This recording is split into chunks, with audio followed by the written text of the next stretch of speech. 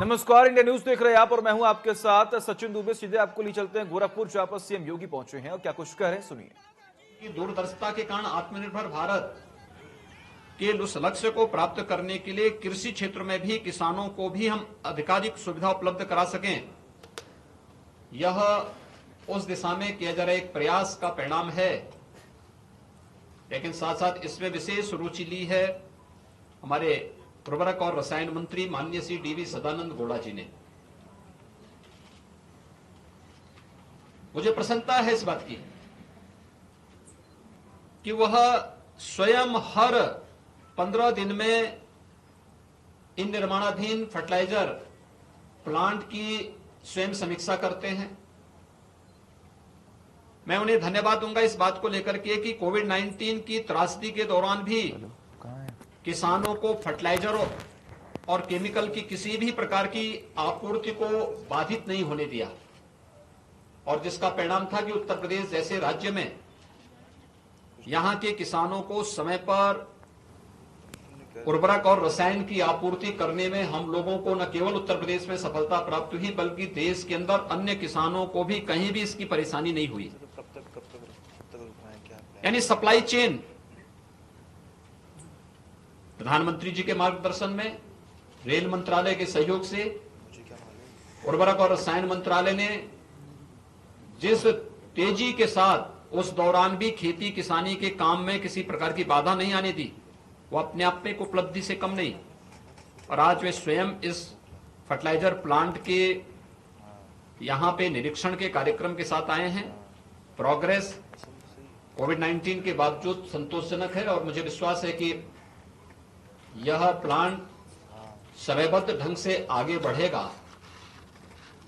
मैंने राज्य सरकार की ओर से पूरा आश्वासन दिया है कि राज्य सरकार के स्तर पर जिस भी प्रकार के सहयोग की आवश्यकता होगी, राज्य सरकार पहले दिन से, जब से मार्च 2017 में हम लोग आए हैं प्रदेश में, भारतीय जनता पार्टी नेतृत्व की सरकार आई है, हम लोगों ने पहले दिन से ही स्थानीय प्रशासन से भी और शासन स्तर पर भी इस बात को तय किया है कि कहीं भी किसी भी केंद्र से जुड़ी हुई योजना जो प्रदेश के विकास के लिए, किसानों के लिए, नौजवानों के लिए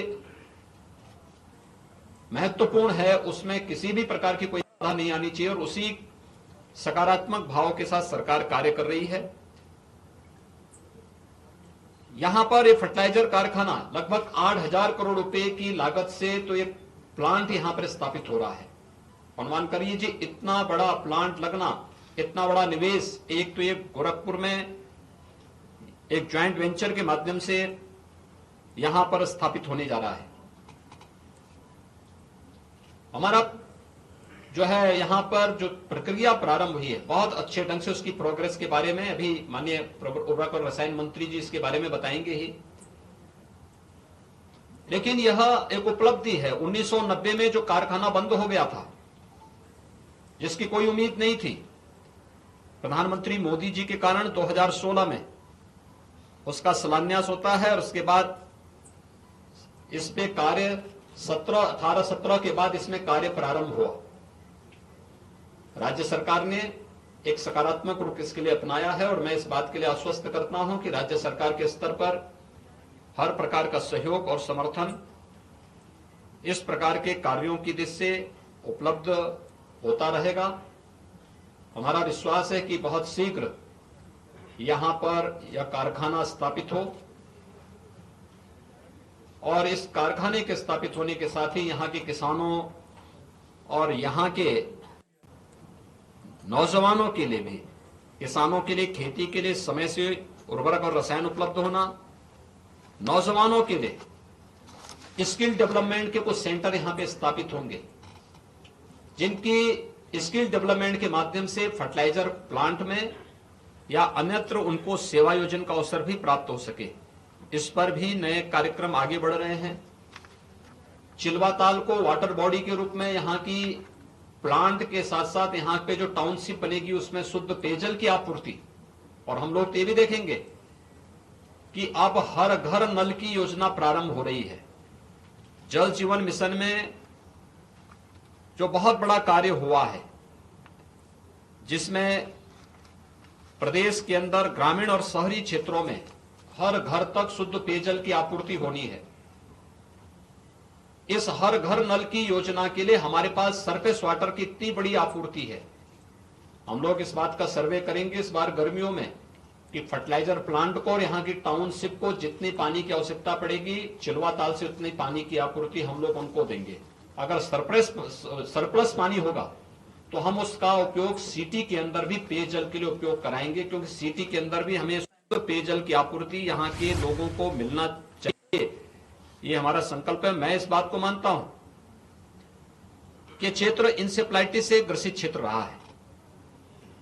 1977 से लेकर के 2017 तक अगर आप इंसेफ्लाइटिस से मौत के आंकड़ों को देखेंगे तो हर वर्ष 1200 से 1500 मौतें बीआरडी मेडिकल कॉलेज और हॉस्पिटल्स में होती थी और लगभग इतनी मौतें घरों में होती थी, गांवों में होती थी।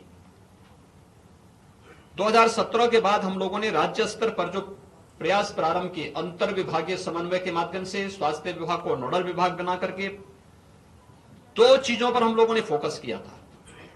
पहले बचाव की उसको लेकर के, और इसमें हम लोगों का मुख्य जो मुद्दा था वह था कि खुले में शौच को रोकना, हर घर को एक एक टॉयलेट उपलब्ध करवाया गया स्वच्छ भारत मिशन के अंतर्गत, और दूसरा शुद्ध पेयजल की आपूर्ति, उन गांवों में शुद्ध पेयजल की आपूर्ति। आज उसका परिणाम है इंसेफ्लाइटिस, आप देख रहे होंगे। इंसेफ्लाइटिस से आज 75% रोग पर नियंत्रण और 95% मौत को रोकने में हमें सफलता प्राप्त हुई है। ये इंसेफ्लाइटिस का परिणाम है। स्वच्छ भारत मिशन और शुद्ध पेयजल की आपूर्ति, जल जीवन मिशन शुद्ध पेयजल के माध्यम से लोगों की आरोग्यता का आधार भी बनेगा, और गोरखपुर सिटी और आसपास के गांवों में शुद्ध पेयजल की आपूर्ति के लिए इतना अच्छा स्रोत उपलब्ध होगा।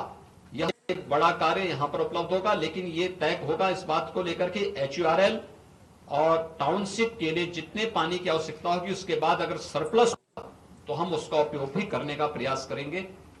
और इस कार्य को बहुत प्रतिबद्धता के साथ HURL और उनसे जुड़ी हुई जितनी कंपनियां हैं सभी लोग यहाँ पे कर रहे हैं। इंडियन ऑयल है, NTPC है, कोल इंडिया है, ये सभी लोग मिलकर के इस कार्यक्रम को आगे बढ़ा रहे हैं। मैं एक बार फिर से उर्वरक और रसायन मंत्री माननीय श्री सदानंद गौड़ा जी आज गोरखपुर में आए हैं। गोरखपुर में उनका आगमन लगभग 6.5 वर्ष के बाद हो रहा है। 2014 में रेल मंत्री के रूप में उनका गोरखपुर आगमन हुआ था। रेल मंत्री के बाद उनका आज गोरखपुर में फिर से आगमन हुआ है।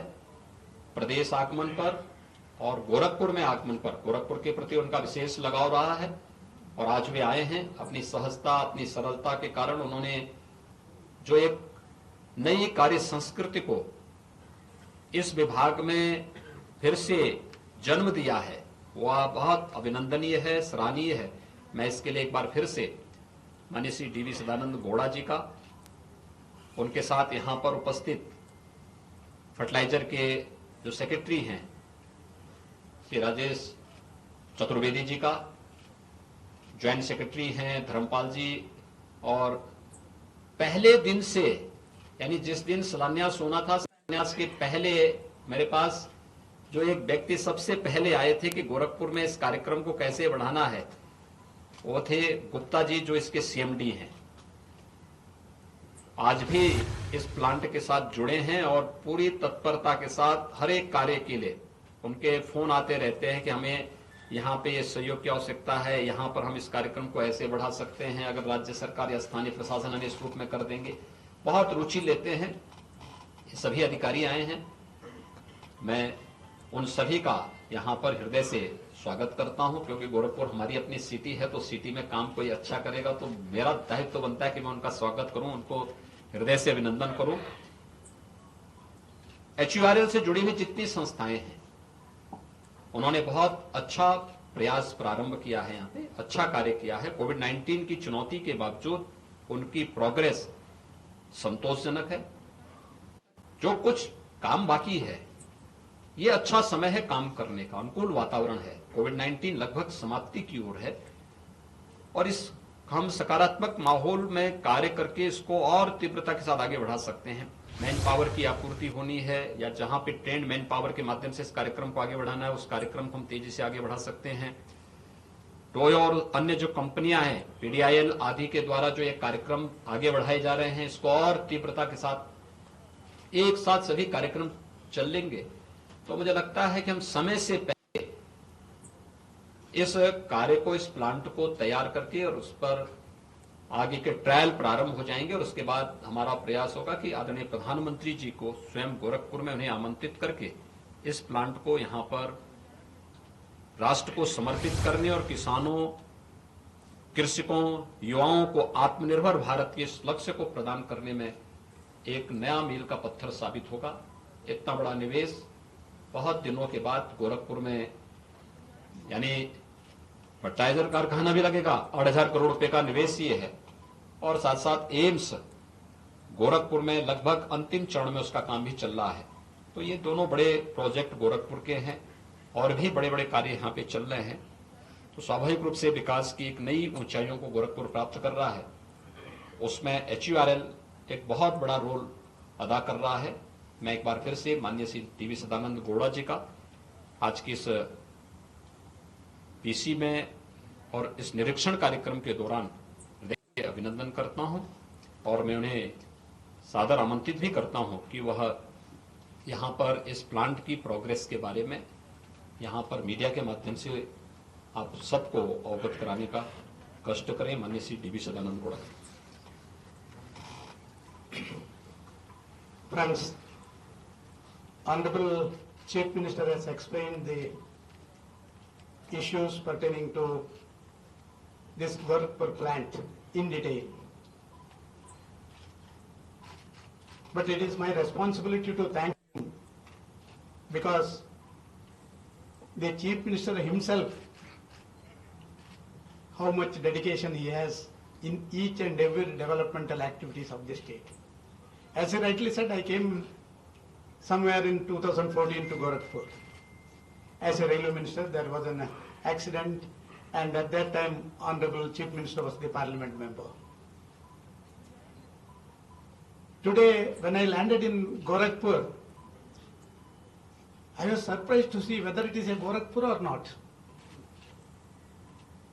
The developments that has been taken place in Gorakhpur, it is really wonderful, and I need to congratulate the Honorable Chief Minister for doing such an extraordinary developments in Gorakhpur within a very short period. Of course, after independence, nearly 70 years are over, but within a short span of 4 to 5 years, what has been not achieved last 70 years, that has been done by our Honorable Chief Minister, and this sort of development is the vision of the Honorable Prime Minister also. Honorable Chief Minister said that the vision of the Prime Minister for self-reliance is the base for this revival of this plant. But I have seen Honorable Chief Minister, the then Parliament member, on the floor of the House he was demanding that this plant should be revived. I think certainly your share is also there, sir, for revival of this plant, and certainly your dreams are coming true by the end of July. Today, even in the review meeting, Honorable Chief Minister telling that, sir, the date need to be preponed. He was telling the MD and other officers that we should start operating by June 30th. That should be the date. You should prepone. We should show to the whole country that in Uttar Pradesh a plant that has been scheduled to be तो CM योगी को आप सुन रहे थे, तमाम बातों का जिक्र किया गया और जिस तरीके से आने वाले वक्त में प्रदेश को विकास की राह पर आगे बढ़ाना है, उस पर लगातार विचार मंथन जो है वो यहां पर किया गया। अब बढ़ते हैं आगे। बाहुबली विधायक मुख्तार अंसारी की असली पहचान हत्या और फिरौती जैसे अपराध से जुड़े माफिया के तौर पर है। ये बड़ी खबर, अहम जानकारी हम आपको बता रहे हैं। इस बीच में मुख्तार अंसारी पर सुनवाई का मामला, मुख्तार अंसारी के वकील का बड़ा बयान यहां पर आया है सामने। ऐसे में आपको यह भी जानकारी दे कि मुख्तार ने कहा कि उत्तर प्रदेश में उसकी जान को खतरा है, यानी कि कोर्ट चाहे तो जो केस है उसे दिल्ली पंजाब ट्रांसफर कर दे। हर पेशी पर मौजूद रहने के लिए तैयार है मुख्तार अंसारी। यह भी यहां पर जिक्र किया गया, मुख्तार के वकील की तरफ से यह बयान दिया गया कि मुख्तार अंसारी ने यह जिक्र किया है कि मेरी जान को खतरा है उत्तर प्रदेश में, मुझे पंजाब में ही रहने दिया जाए और इस पूरे मामले को दिल्ली ही रेफर किया जाए। जब भी सुनवाई होगी दिल्ली में तब मैं हाजिर रहूंगा। कोर्ट चाहे तो केस दिल्ली पंजाब ट्रांसफर कर दे। बाहुबली विधायक मुख्तार अंसारी की असली पहचान हत्या और फिरौती जैसी अपराध से जुड़े माफिया के तौर पर है। मुख्तार अंसारी जनवरी 2019 से ही पंजाब की जेल में है। पंजाब पुलिस 2 साल पहले मुख्तार अंसारी को उत्तर प्रदेश की जेल से प्रोडक्शन वारंट पर ले गई थी। प्रोडक्शन वारंट ऐसे आरोपियों के खिलाफ जारी होता है जो पहले से ही किसी मामले में जेल में होते हैं।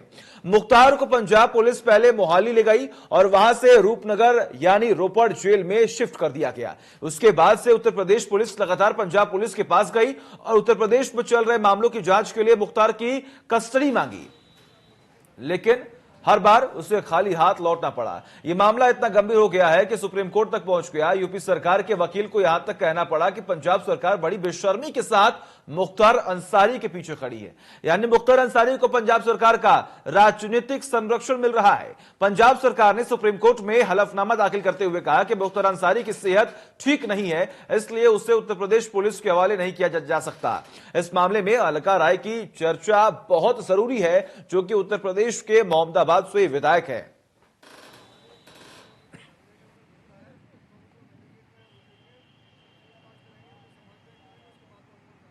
अलका राय कृष्णानंद राय की पत्नी है, जिनकी वर्ष 2005 में हत्या कर दी गई थी। कृष्णानंद राय उस समय बीजेपी के विधायक थे। मुख्तार अंसारी इस हत्या का प्रमुख आरोपी था, लेकिन सबूतों के अभाव में सीबीआई कोर्ट ने उसे 2 साल पहले बरी कर दिया। अलका राय ने पिछले दिनों कांग्रेस की महासचिव प्रियंका गांधी वाड्रा को चिट्ठी लिखकर कहा था कि उनकी कांग्रेस सरकार मुख्तार को बचाने में लगी हुई है, लेकिन प्रियंका ने अलका राय की चिट्ठी का जवाब तक नहीं दिया। कमाल की बात यह है कि पंजाब सरकार मुख्तार की सेहत की चिंता कर रही है और मुख्तार कह रही हैं कि उसकी जान को खतरा है, इसलिए उत्तर प्रदेश नहीं जाएंगे। भारत में संघीय ढांचे के तहत शासन चलता है और कानून व्यवस्था राज्यों का मामला होता है, लेकिन कानून व्यवस्था बहाल करने के लिए राज्यों को आपस में सहयोग करना चाहिए, ना कि इसमें राजनीतिक सुविधा देखनी चाहिए। अगर अपराधियों या आरोपियों को राजनीतिक संरक्षण मिल रहा है तो यह पूरे लोकतंत्र के लिए बेहद गंभीर बात है। अगर आप बात करें मुख्तार अंसारी के बारे में, तो मुख्तार अंसारी वो ऐसे अपराधी जो कि 90 दशक से लगातार सक्रिय हैं और पंजाब से पहले वो बांदा जेल में बंद थे। जिस तरीके से तमाम आरोप लगातार लगाए जा रहे हैं और ऐसे में तमाम तस्वीरें स्पष्ट होती हुई दिखाई दे रही है और पंजाब वर्सेस यूपी सरकार इस वक्त देखा जा रहा है। डिबेट को ओपन करते हमारे साथ बीजेपी से शबनम पांडे जुड़ी हुई हैं, कांग्रेस से अंशु अवस्थी जुड़े हुए हैं और ऐसे में हमारे साथ वरिष्ठ पत्रकार रजा रिजवी भी जुड़े हुए हैं। आपका भी बहुत बहुत स्वागत है आप तीनों का। सबसे पहला सवाल अंशु जी आपसे। अंशु जी, जिस तरीके से लगभग ये पूरा मामला 2 साल पूरा होने आया है और पहले तो ये उत्तर प्रदेश सरकार और पंजाब सरकार के बीच चल रहा था, लेकिन अब ये पूरा मामला सुप्रीम कोर्ट में पहुंच गया है, लेकिन आरोप ये लग रहे हैं कि कांग्रेस की आखिर मुख्तार अंसारी से ऐसे क्या रिश्ते हैं कि कांग्रेस अब उन्हें बचाने के लिए पूरी कोशिश कर रही है। 2 साल हो गए हैं, यूपी सरकार की कम से कम 32 बार पुलिसकर्मी वहां पर पहुंचे हैं, लेकिन उन्हें वहां से खाली हाथ लौटना पड़ा है।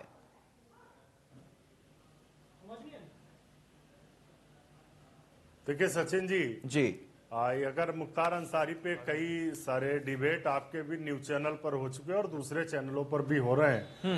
मुख्तार अंसारी उत्तर प्रदेश के लिए इतने आवश्यक हो गए हैं कि मुख्तार अंसारी के बिना उत्तर प्रदेश में बेरोजगारी बढ़ रही है, मुख्तार अंसारी की वजह से उत्तर प्रदेश में विकास रुका हुआ है, या मुख्तार अंसारी की वजह से उत्तर प्रदेश में अपराध में कमी आ गई है। शायद सरकार इसलिए इतना ज्यादा चिंतित है उत्तर प्रदेश लाने के लिए। अंशु जी देखिए, कांग्रेस सरकार में मुख्तार अंसारी अपने आप में वो बाहुबली है, वो अपराधी जिनके ऊपर कई मुकदमे दर्ज हैं। अगर मैं खाता खोलूं अभी तो लगभग 30 से अधिक उनके ऊपर मुकदमे दर्ज हैं, उनके ऊपर लगातार कार्रवाई होने की बात हो रही है और ऐसे में जब एमएलए और एमएलसी कोर्ट की तरफ से उन्हें कोर्ट भेजा गया। अंशु जी सुनिए तो सही, अंशु जी सुनिए तो सही। अंशु जी आपने कहा यहाँ पर, आपने यहाँ पर तंज कसा कि बीजेपी सरकार के ऊपर आप यहाँ पर तंज कसा, आपने कहा कि रोजगार नहीं मिल रहा है, अपराध जो है वो कम होता हुआ दिखाई दे रहा है, लेकिन ऐसे में जब ये आरोप लग रहा है कि 2 साल बीत चुके हैं, अंशु जी सुनिए तो सही, अंशु जी अब वही जब मुख्तार अंसारी को जब लाने एक के लिए तरफ उत्तर एक तरफ प्रदेश की कांग्रेस ये बीजेपी कहती सरकार है, इतनी एक तरफ चिंतित कांग्रेस दिख रही ये है। कहती है कि तो आरोप हो जो जाना जो लगातार चाहिए। क्राइम बढ़ रहा है उत्तर प्रदेश में वो कम नहीं हो रहा है,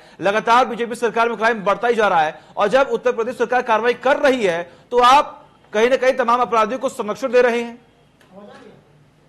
कुछ नहीं, सांस सूख गई। सचिन जी, मुझे लगता है कि आप वरिष्ठ पत्रकार हैं और आपको पूरा उत्तर प्रदेश, दूसरे प्रदेश भी देख रहे हैं। आप जिस विषय को यहाँ पर रख रहे हैं, मुख्तार अंसारी का विषय सुप्रीम कोर्ट में है और लगातार सुप्रीम कोर्ट में बहस हो रही है। सुप्रीम कोर्ट ने क्या एक बार कोई आदेश किया और पंजाब सरकार ने उनको ना भेजा हो, ऐसा कोई निर्णय आया? तो सही बात तो ये है कि अगर उत्तर प्रदेश में अपराध कम हो रहे हैं, क्या मुख्तार अंसारी के उत्तर प्रदेश आने से अपराध कम हो जाएगा? अगर आप ये बात कह रहे हैं कि कार्रवाई कर रही है, तो कैसी कार्रवाई कर रही है कि 35 बार सुप्रीम कोर्ट में उत्तर प्रदेश की सरकार अपील कर चुकी है और अभी तक कोई उसका आदेश नहीं हो पाया, कोई रिप्लाई नहीं आ पाया। तो सही बात यह है कि उत्तर प्रदेश की सरकार अपराध को छिपाना चाहती है। मुख्तार अंसारी की आड़ में, अरे भाजपा के लोगों से मैं तो कहता हूं कि थोड़ी सी नैतिकता रखिए। उत्तर प्रदेश में अपराध, बेरोजगारी, लगातार हत्याएं हो रही, कल हाथरस में फिर से हत्या हो गई। इस सब चीजों को छिपाने के लिए आप किसके किसके पीछे खड़े होंगे? उत्तर प्रदेश के मुख्यमंत्री का नकारापन, निकम्मापन छिपाने के लिए किसके किसके पीछे खड़े होंगे? ठीक है। मुख्तार अंसारी के उत्तर प्रदेश में आ जाने से कौन सा विकास होगा, कौन सा अपराध रुकेगा, ये सवाल है।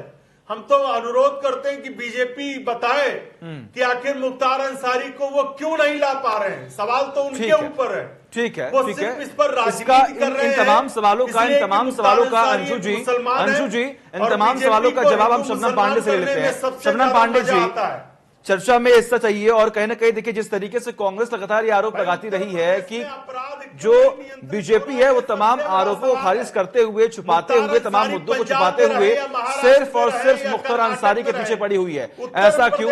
में आदित्यनाथ ने जंगल राज क्यों फैलाया? ठीक है अंशु जी, दोबारा आऊंगा मैं आपके पास। शबनम जी को बोलने का वक्त दीजिए। शबनम जी, मैंने बहुत शांति से सुना है, इसलिए निवेदन करती हूँ अंशु जी आप भी शांति से सुने। देखिए, अगर ये कहते हैं कि उत्तर प्रदेश में अपराध क्यों नहीं रुक पा रहा है? उत्तर प्रदेश में लगातार जंगल राज। अच्छा ठीक है अंशु जी, मैं आपको दोबारा वक्त दूंगा।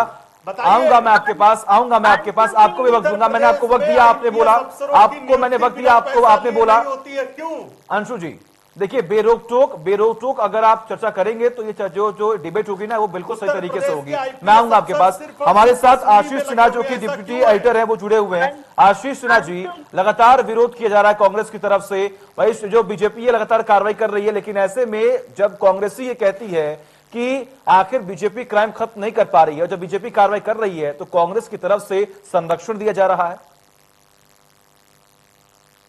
आशीष जी,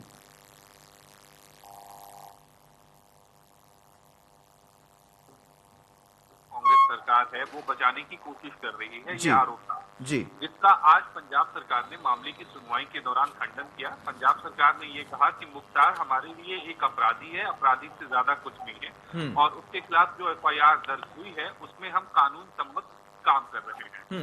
वही मुख्तार अंसारी ने आज मामले की सुनवाई के दौरान ये कहा कि उसे यूपी में जान का खतरा है। कोर्ट अगर चाहे तो दिल्ली या पंजाब में उसके खिलाफ यूपी में जो 1 दर्जन से ज्यादा मामले दर्ज हैं उसे ट्रांसफर कर दे। यहाँ तक कि मुख्तार ने यह भी कहा कि वो वीडियो कॉन्फ्रेंसिंग के जरिए वो अदालत में पेश होने के लिए तैयार है, लेकिन वो यूपी नहीं जाना चाहता। अब सुप्रीम कोर्ट ने यूपी सरकार की याचिका पर फैसला सुरक्षित रख लिया है। कोर्ट ये तय करेगा कि क्या मुख्तार को पंजाब की रोपड़ जेल से यूपी में ट्रांसफर किया जाए या नहीं, क्योंकि मुख्तार के खिलाफ 1 दर्जन से ज्यादा मामले दर्ज हैं और इन ज्यादातर मामलों में बार बार जो प्रोडक्शन वारंट होता है निचली अदालत की तरफ से, जिसमें ये कहा जाता है कि उक्त आरोपी को आप अदालत के सामने पेश करिए। कई बार प्रोडक्शन वारंट जारी हुए हैं, लेकिन बार बार पंजाब सरकार जो है, जो रोपड़ जेल है, वहां के जेल सुप्रिंटेंडेंट जो हैं वो मुख्तार की खराब सेहत का हवाला देते हैं। ठीक है, लेकिन यूपी सरकार ने यह भी कहा कि पिछले ही साल यानी 2019 की बात उन्होंने कही कि मुख्तार को यूपी की दिल्ली में पेश किया गया था।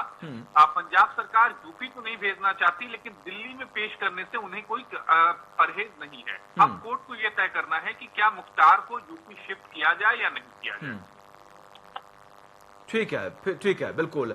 आशीष जी बहुत बहुत शुक्रिया और लगातार बने रहिए हमारे साथ, क्योंकि देखिए कहीं ना कहीं आज जिस तरीके से लगातार तमाम कार्रवाई हुई है और जब सुप्रीम कोर्ट में सुनवाई हो रही है उसके बाद क्या कुछ पहल निकलेगा और क्या कुछ उसका जी है कि मुख्तार और कांग्रेस का क्या रिश्ता है।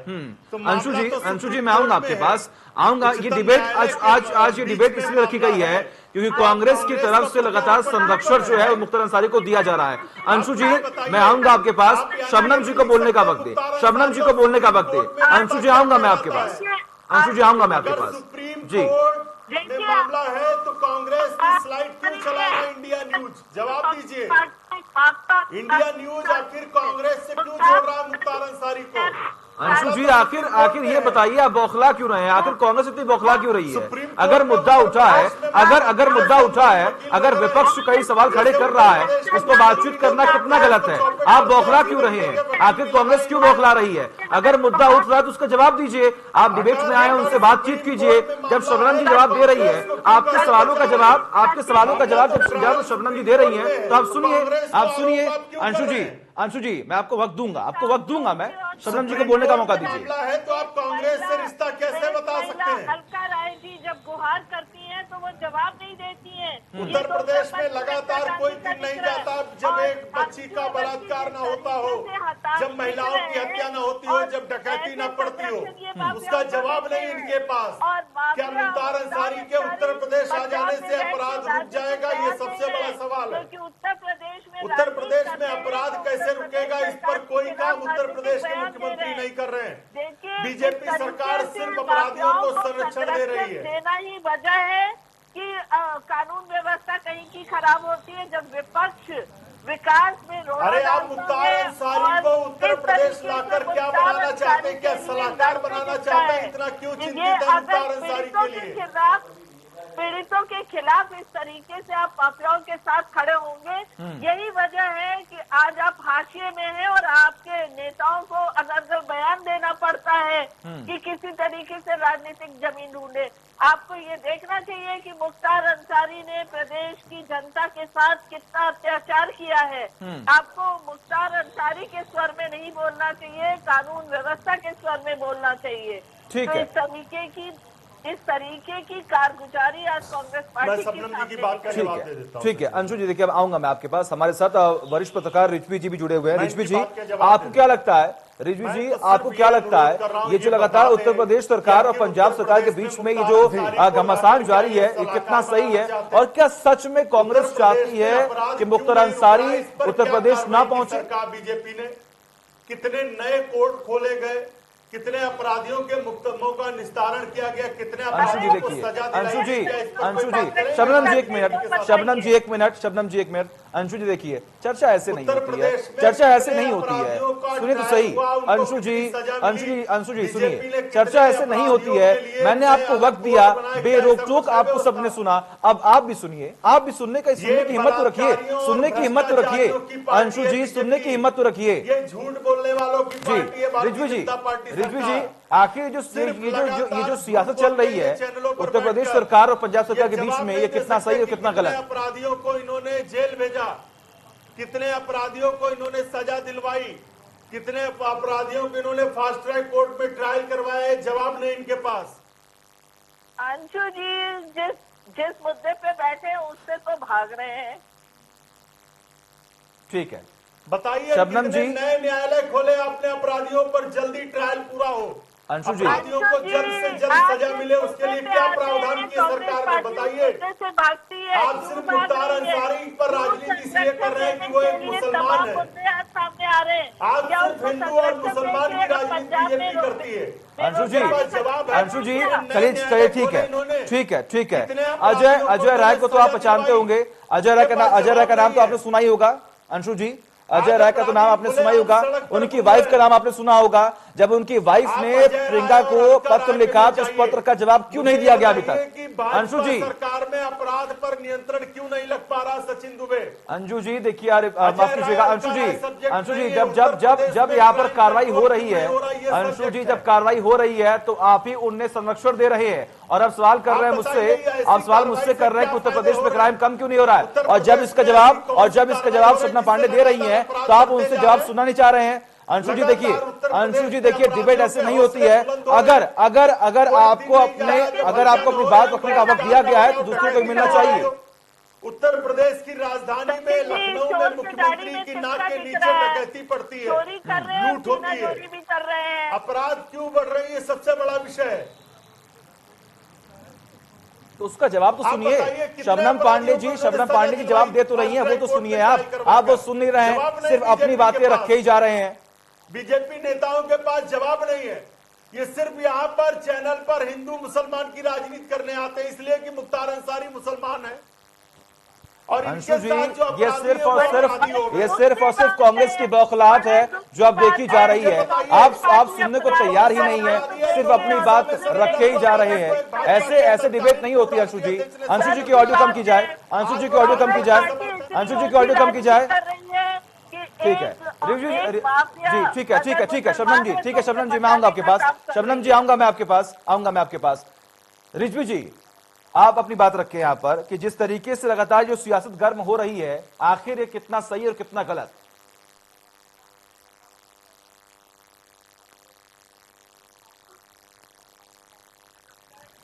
रिजवी जी, क्या आपको मेरी आवाज मिल रही है? सचिन जी पूछिए, कितने नए कोर्ट की व्यवस्था की गई, कितने नए मिल रही है जी, अपनी बात रखें आप।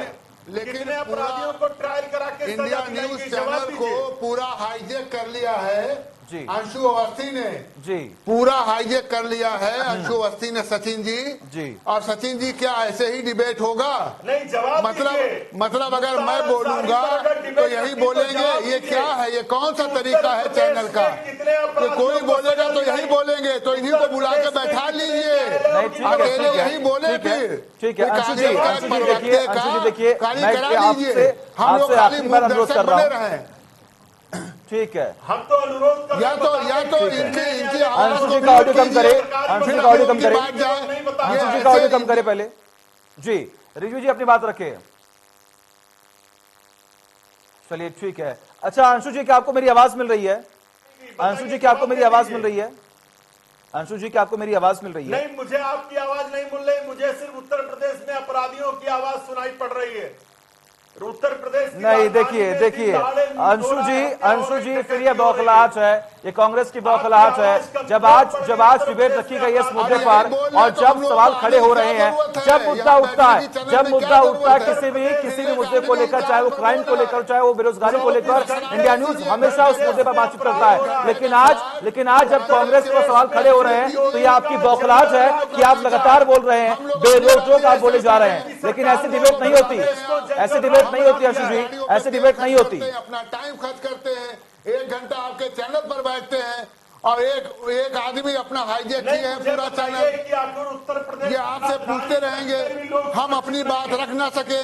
मुख्यमंत्री की नाक के नीचे लूट हो रही है, डकैती हो रही है, बलात्कार। ये क्या है भाई, ये क्या है जो बात कह रहे हैं सब? उत्तर प्रदेश की बीजेपी सरकार। तो अंशु को ही बोलने दीजिए, हम लोग बेकार बैठे हैं, हम और शबनम जी सब बेकार बैठे हैं यहाँ।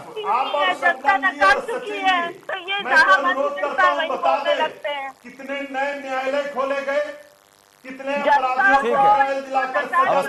अवस्थी जी, इसका जवाब मैं लूंगा।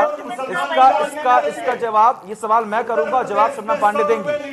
अवस्थी जी सुनिए तो सही, कुछ सुनना नहीं चाहते, सुनिए तो सही। मैं कह रहा हूँ जो सवाल आप खड़े कर रहे हैं वो सवाल मैं भी करूंगा शबनम जी से, वो जवाब देंगी। थोड़ा वक्त मुझे बोलने का। डिबेट सुप्रीम कोर्ट पर है, डिबेट इस पर है कि पंजाब में वो बंद है, उत्तर प्रदेश कैसे लाए जाए, इस पर है।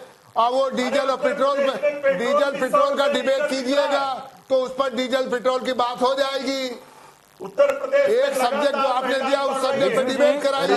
देखिए सब्जेक्ट से ये जैसा कि लगातार मैं जिक्र कर रहा हूँ, कांग्रेस की बौखलाहट है। और अवस्थी जी की तरफ से मैं आपसे माफी मांगता हूँ कि इतना संवेदनशील मुद्दा है, लगातार कांग्रेस विरोध करती आई थी, लेकिन आज जब बीजेपी बैठकर जवाब दे रही है तो आज कांग्रेस सुनने को तैयार ही नहीं है। उनकी तरफ से मैं माफी मांगता हूं आपसे कि आज कांग्रेस की ये बौखलाहट बोल रही है, वो सुनने को तैयार ही नहीं है, सिर्फ और सिर्फ सत्ता पर काबिज होने के लिए दूसरों पर आरोप मढ़ते आए हैं।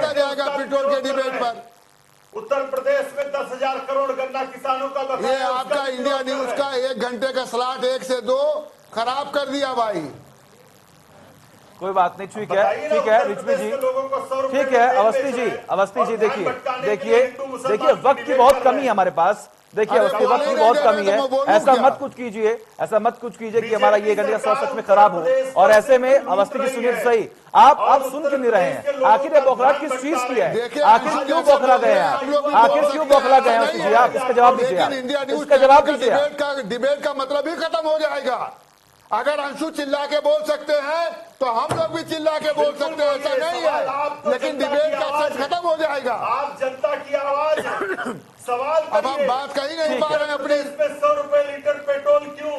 सवाल करिए कि उत्तर प्रदेश में सबसे ज्यादा बेरोजगारी क्यों है? सवाल करिए सिर्फ हिंदू मुसलमान पर बात करके लोगों का ध्यान क्यों भटकाया जा रहा? ये जनता के मन में है। ठीक है, चलिए अवस्थी जी मैं सवाल कर लेता हूं। शबनम पांडे जी, आप ये बताएं, जो आरोप लगातार लगाए जा रहे हैं कांग्रेस की तरफ से, आखिर उन पर काम कब तक होगा? अवस्थी जी अब आप चुप हो जाएं। अवस्थी जी अब आप चुप हो जाएं। मैंने सवाल कर लिया, अब सिर्फ जवाब सुनिए आप जी। देखिए, सबसे पहली बात जी कि ये डिबेट मुख्तार अंसारी के बयान पे हो रहा था और अंशु अवस्थी की मुझे लगता है किसानों का 15,000 करोड़ क्यों बाकी है? आए हैं। जिस दिन डीजल, पेट्रोल और बेरोजगारी पे चर्चा होगी, बताऊंगी कि कितने। अरे भाई पढ़ के नहीं, 100 रुपए का तेल डला कर आए हैं। नहीं ठीक है, उत्तर प्रदेश के लोग बहुत नाराज हैं। आप 100 रुपए में पेट्रोल बेचेंगे? आप सुन लीजिए, अंतर्राष्ट्रीय मार्केट में जनता कीमत ने राजनीतिक मंच छीन लिया है, तो चैनल के डिबेट को राजनीतिक मंच मत समझिए और शांति से सुनिए। जिस तरीके से माफिया का जाति धर्म आप मुसलमान कर रहे हैं, धर्म तो आप ढूंढ रहे हैं, धर्म की तुष्टीकरण आप करते हैं, सांप्रदायिकता आप फैलाते हैं और वोट किसी और को देते हैं। आज जिस तरीके से माफिया को संरक्षित कर रहे हैं, क्या वो माफिया पंजाब में बेरोजगारों को रोजगार दे रहे हैं क्या? इसका प्रश्न करिए। जो इतना आप आंसू बहा रहे हैं, ये बौखलाहट खत्म करिए, दोहरा चरित्र रखना बंद करिए। यहाँ पे पीड़िताओं के साथ खड़े दिखने के लिए फोटो शूट करती है आपकी प्रियंका गांधी, राजनीतिक टूरिज्म पे आती है उत्तर प्रदेश में, और पंजाब में उसी माफिया को संरक्षित करती है जो सरेआम हत्या करता है और एक हत्या हत्याओं का उस पर आरोप है। अजय राय जी कहते हैं कि मुख्तार अंसारी से उन्हें खतरा है। आप लोगों को हिंदू और मुसलमान में बांट रहे हैं। सचिन जी, हमें मौका दीजिए, मैं जाऊं घर अपने। गांधी को ठीक है, मैं अपने घर जाऊं। ठीक है, बिल्कुल, मैं भी मेरे पास भी समय नहीं है, मैं बहुत समय निकाल। ठीक है शबनम जी, ठीक है, खाली नहीं हूँ 1 मिनट के लिए। अवस्थी जी, मुझे आप जाने दीजिए, मुझे मौका दीजिए, मैं निकलूं इस चैनल से। मेरा फ्रेम हटा दीजिए। ठीक है नहीं, आप बताइए ना कि हिंदू मुसलमान पे डिबेट करा के क्या पेट्रोल सस्ता हो जाएगा? अंशु अवस्थी जी, शबनम जी जरा 1 मिनट रुके। शबनम जी जरा 1 मिनट, बस 1 मिनट का मुझे वक्त दें, बस 1 मिनट का मुझे वक्त दें शबनम जी। अपना टाइम खर्च किया। रिजवी जी 1 मिनट का बस मुझे वक्त दें, 1 मिनट का मुझे वक्त दें रिजवी जी, बस 1 मिनट का मुझे वक्त दें। अंशु अवस्थी जी देखिए, आखिरी बार मैं आपसे ये अनुरोध कर रहा हूं, अगर आपको डिबेट का हिस्सा रहना है तो आप शांति से सुन भी सकते हैं। मैंने आपको वक्त दिया था बोलने का, अंशु जी, मैंने आपको वक्त दिया था बोलने का, आपने अपनी बात रोक टोक रखी है। अब मैं आपसे आखिरी बार अनुरोध कर रहा हूं कि जरा ध्यान रखें और जब रिजवी जी बात कर रहे हैं तो उनकी बात को सुने, शबनम जी बात करें तो उनकी बात सुने। मैं आपसे आखिरी बार अनुरोध कर रहा हूं, रिजवी जी अपनी बात रखें आप। भाई मैं तो शबनम जी से अनुरोध कर रहा हूं, मेरे सवाल का जवाब उन्होंने नहीं दिया। रुक जाइए, वो देंगी, वो जवाब देंगी। अवस्थी जी वो जवाब देंगी। धैर्य रखिए अवस्थी जी, धैर्य रखिए, मैं कह रहा हूँ अवस्थी जी, मैं कह रहा हूँ धैर्य रखिए, वो जवाब देंगी। तो तभी होगा ना। मैं वो जवाब देंगी। आपके पास सुनने का धैर्य नहीं है, आपके पास सुनने का धैर्य नहीं है, वो जवाब देंगी, वो जवाब देंगी। आपके पास सुनने का धैर्य नहीं है, आपके पास सुनने का धैर्य नहीं है, वो जवाब देंगी। आपके पास सुनने का धैर्य नहीं है, आपके पास सुनने का धैर्य नहीं है, वो जवाब देंगी। आपके पास सुनने का धैर्य नहीं है, आपके पास सुनने का धैर्य नहीं है, वो जवाब देंगी। सुनने का धैर्य तो रखिए। रिजवी जी अपनी बात रखें आप।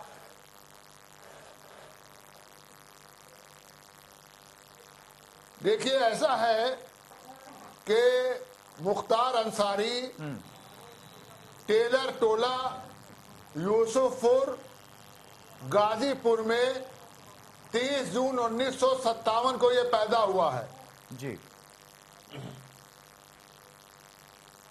लगभग 57 साल का ये व्यक्ति है, विधायक भी है और विधायक भी है, लेकिन इस पर लगभग 3840 मुकदमे हैं। ये बांदा जेल में जब बंद थे तो इनकी भी तबीयत खराब हुई, इनकी बीवी की भी तबीयत खराब हुई, वहां इलाज नहीं हो पाया। एसपीजीआई यहाँ संजय गांधी जो है पोस्ट ग्रेजुएट एम्स में जो है इलाज हुआ, लेकिन उसके बाद ये पंजाब में मोहाली जेल में रखे गए, मोहाली जेल से रोपड़ जेल में रखे गए। ठीक है।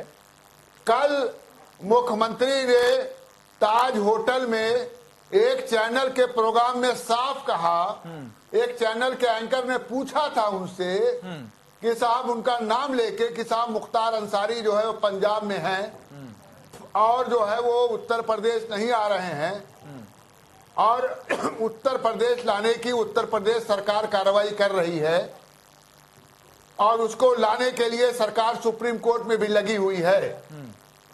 तो मुख्यमंत्री का साफ कहना था कि साहब हमारे प्रदेश के अंदर कि जो अपराधी नहीं है उसको कहीं डरने की जरूरत नहीं है, लेकिन जो अपराधी है और अपराध कर रहा है उसको इस उत्तर प्रदेश में मुख्यमंत्री के रहते हुए अपराध नहीं कर पाएगा। और हम कोशिश कर रहे हैं कि उस अपराधी को लाएं और उसका ट्रायल हो, और ट्रायल होगा तो जाहिर सी बात है ट्रायल में मुकदमे में क्यों डर रहे हैं मुख्तार अंसारी, क्यों घबरा रहे हैं? जब मुकदमे चल रहे हैं मुकदमे के ट्रायल होंगे, लेकिन जो अपराधी है और अगर उसने अपराध किया है तो अपराध बोध से वो दबा हुआ है, इसलिए वो जो है समझता है कि मैंने फलाना का मर्डर किया, हमने फलाना को मारा, फलाना गैंगवार किया, ब्रजेश के साथ गैंगवार किया, कृष्णानंद राय वाला मामला किया, तो जाहिर सी बात है कि वो डरे सहमे हैं। और यही डरे सहमे ही उत्तर प्रदेश सरकार की एक उपलब्धि है कि जो अपराधी है वो डरता है कि उत्तर प्रदेश में हमें अपराध नहीं करना है। अपराध हो रहे हैं वो एक अलग मुद्दा है, ऐसा नहीं है, घटनाएं होती हैं क्योंकि कानून बनते हैं, तो ऐसा नहीं अगर 302 आईपीसी बन गई है और उसमें सजा मिल रही है 10 साल की, 20 साल की और टिल लाइफ की मिल रही है तो मर्डर नहीं हो रहे हैं, हो रहे हैं मर्डर, होते हैं मर्डर, कानून बना है। तो ये चीजें कानून रोकना राज्य सरकार का काम है, और जिस राज्य सरकार में कानून व्यवस्था अच्छी नहीं होगी वहां उद्योग नहीं आएंगे, वहां इंडस्ट्री नहीं लगेगी और वहां के लोग पलायन कर जाएंगे, बाहर चले जाएंगे।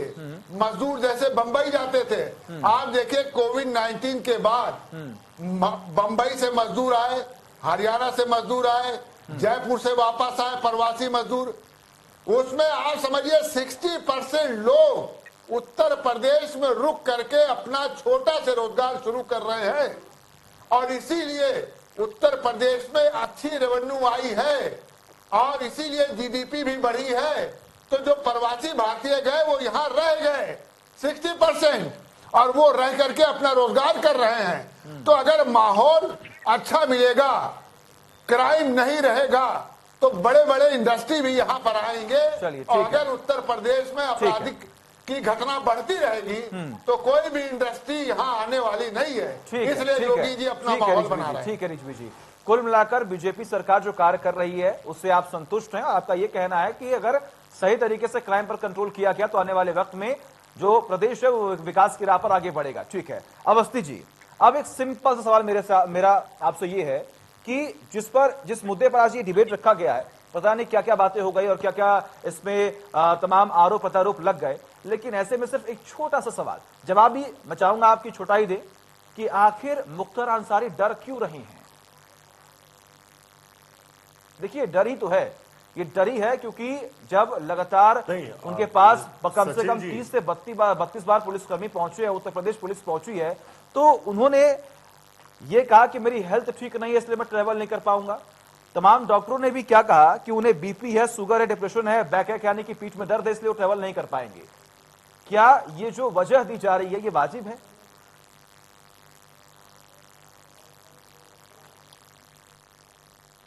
जी अवस्थी जी। सचिन जी जी देखिए, आपको याद होगा उत्तर प्रदेश में जब 2017 के चुनाव थे तो यही भारतीय जनता पार्टी नारा देती थी, न गुंडा राज न भ्रष्टाचार, अब की बार भाजपा सरकार। ठीक है। सरकार बनने के बाद उत्तर प्रदेश में बाहर से एक लाकर व्यक्ति को मुख्यमंत्री बना दिया गया, आदित्यनाथ जी को। ठीक है।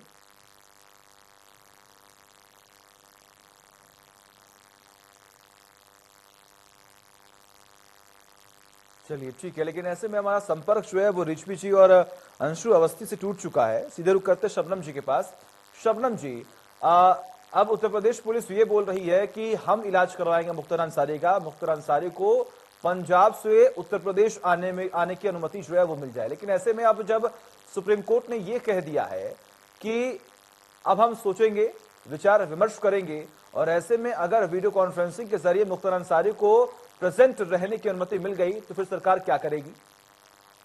देखिए, सुप्रीम कोर्ट का आदेश रात आंखों पे, और सरकार, सुप्रीम कोर्ट जो भी आदेश देगी सरकार उसके अनुरूप काम करेगी। लेकिन मुख्तार अंसारी जेल से जिस तरीके के बयान दे रहे हैं वो पूरी तरीके से राजनीतिक बयान है, क्योंकि वो कहीं भी कभी भी बीजेपी में तो रहे नहीं हैं, तो वो कहीं ना कहीं अपनी राजनीतिक बयान उधर बैठ के दे रहे हैं। लेकिन पंजाब में जिस तरीके से पंजाब सरकार संरक्षण दे रही है और जिस तरीके से उनके प्रवक्ता बौखलाहट दिखा रहे हैं, तो चोर के दाढ़ी में तिनका वाली बात दिखती है कि चोरी भी कर रहे हैं और सीना चोरी भी कर रहे हैं। और धर्म की पूछे तो वो धर्म की बात करते हैं कि वो मुसलमान है, तो आज धर्म की राजनीति तो वो कर रहे हैं। हमने तो अपराधी को अपराधी कहा, माफिया को माफिया कहा, और जनता को इनसे मुक्ति दिलाने के लिए सरकार वचनबद्ध है। सरकार कानून व्यवस्था उत्तर प्रदेश में आज बेहतर करी है, ये एनसीआरबी का आंकड़ा दिखाता है। और जबकि कांग्रेस शासित प्रदेशों में कानून व्यवस्था बहुत खराब है एनसीआरबी के आंकड़े से। और अंशु अवस्थी जी बार बार पूछ रहे कोर्ट कितने खोले, कोर्ट कितने खोले। मैं उनको बताना चाहती हूँ, हमारी सरकार ने जब कार्यभार संभाला था तो 1,44,000 से ज्यादा मामले लंबित थे। हमने 500 न्यायाधीशों की नियुक्ति की। हमने 218 फास्ट ट्रैक कोर्ट खुलवाने का करा, जिसमें 74 केवल पॉस्को एक्ट के मामले को देखेगा। और आपको ये भी बताते हुए मुझे हर्ष हो रहा है कि उत्तर प्रदेश महिलाओं के प्रति होते हुए अपराध के मामले को कोर्ट में सबसे जल्दी निस्तारित कराने वाला पहला प्रदेश है। और ये भी एनसीआरबी के आंकड़े से आपको बताती हूँ। तो देखिए, इस तरीके के हंगामा करके, पूरे डिबेट को कैप्चर करके कांग्रेस पार्टी अपने दोगलेपन को खत्म नहीं कर सकती। प्रियंका गांधी का दोगलापन, नकारापन इससे दिखता है कि वो उत्तर प्रदेश में आती हैं तो राजनीतिक टूरिज्म के तहत आती है, फोटोग्राफी सेशन करती हैं। लेकिन आज वही माफिया जिससे प्रताड़ित अलका शर्मा जी विधायक हैं, और वो पत्र लिखती है तो जवाब नहीं देते। इन्हीं के अजय राय जी, जो कि प्रधानमंत्री के खिलाफ चुनाव लड़े थे, वो भी गुहार करते हैं कि मुझे मुख्तार अंसारी से मेरे जान को खतरा है।